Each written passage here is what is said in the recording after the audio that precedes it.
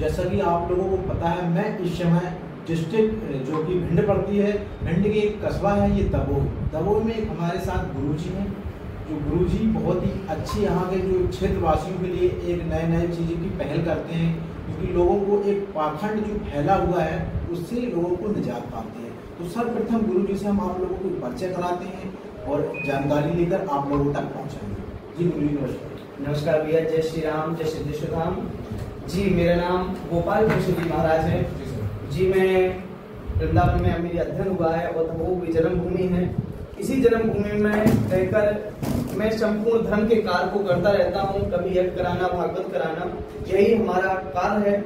और मैं बहुत बहुत धन्यवाद हमारे न्यू जनरेशन भाइयों को देना चाहता हूँ, सर्जियों को देना चाहता हूँ कि आपने बहुत ही अच्छा नेशनल समाचार में आपने बहुत अच्छा कार्य किया है कि आपने पाखंडवाद को समाप्त करने के लिए प्रण अपने हाथ में लिया है। और मैं भी आपके साथ में हूँ, क्योंकि मैं भी यही सोचता हूँ भाई, अगर लोग कहते हैं कि मेरे पास शक्तियां हैं, मैं त्रिकालदर्शी हूँ, मैं सबका बता सकता हूँ, तो भैया उसके लिए आप अपना स्वयं तो करो, जब दूसरों का हम काम सिद्ध करें। भाई लोग कहते हैं कि काम सिद्ध हो रहे हैं, वहां पर गए हमारा काम सिद्ध हुआ। भैया काम सिद्ध स्थान पे उसी के होते हैं जिनके कर्म अच्छे होते हैं।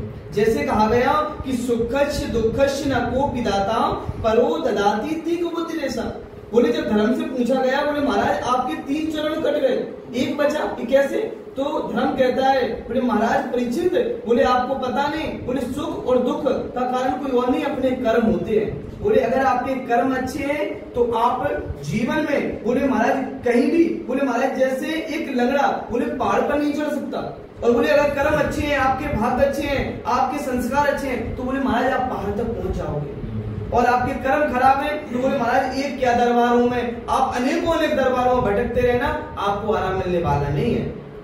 और लोग कहते हैं कि महाराज पर्चा लिख के बता देते हैं, पर्चा में समस्या का निदान कर देते हैं। भैया ये एक मनोवैज्ञानिक लोगों ने एक ट्रिक पकड़ कर रखी है इसकी। भाई जाते हैं, बोले महाराज ये शक्तियां हैं कोई, भाई मैं भी कहता हूँ, जैसे मैं दरबार लगाता हूँ, लोग कहते हैं भैया मेरे पास आते हो, मैं लोगों को कहता हूँ कि भैया क्यों पाखंड के चक्कर में पड़ रहे हो, कुछ भी नहीं है इसमें, कुछ भी ना तो इसमें है कि आप दरबार लगाकर लोगों को बता रहे हैं। ठीक है, इतनी कृपा बाबा की है, बाबा तक जुड़वाइए। आप दरबार चला रहे हैं, महंत हैं, पुजारी है, तो आप इतना कार्य करिए कि आप बाबा तक छोड़ दीजिए कि मैं बाबा को अपना सब कुछ समर्पण कर रहा हूँ, बाबा के लिए मैं सब कुछ अपना दे रहा हूँ, कि भाई बाबा को छोड़ दिया कि भाई करने वाले बाबा और कराने वाले बाबा।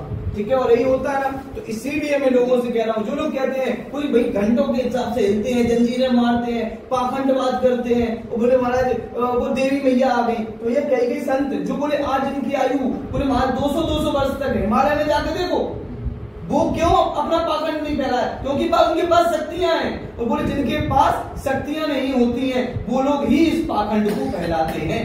जो कुछ जानते ही नहीं है, जो कुछ आता ही नहीं है, उनने कहा कि क्या करें, किसी में घर वालों ने बर्बाद है, कोई गुटखा खा रहा है, कबाब खा रहा है, पैसा नहीं बचा, क्या करें, बोले चलो पाखंड फैलाते। क्या बोले दरबार लगाना चालू कर दिया।